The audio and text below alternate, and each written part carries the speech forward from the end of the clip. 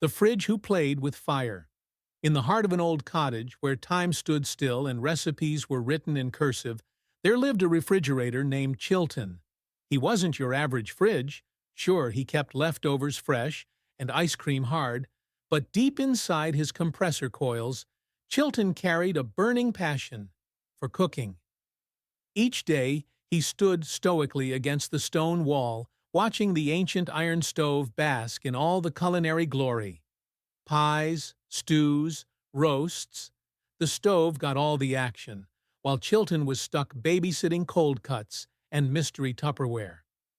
But every night, when the lights went out and the humans drifted off to sleep, Chilton came alive. Quietly, he opened his freezer drawer, where he kept not only frozen peas, but a secret stash of cooking scrolls and handwritten notes from cookbooks he'd once accidentally frozen. He read them by the soft glow of the pantry light, his wide, curious eyes scanning recipes with childlike wonder. Tonight was special.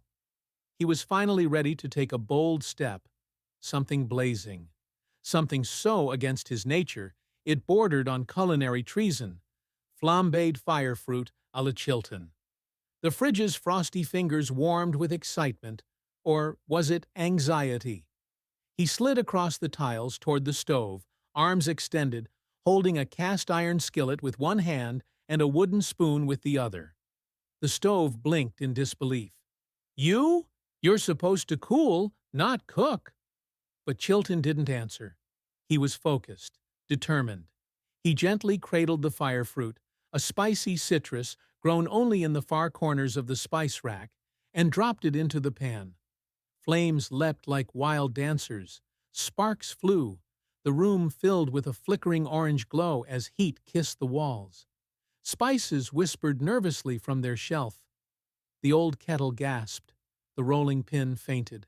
Chilton's handle was sweating, and fridges don't sweat.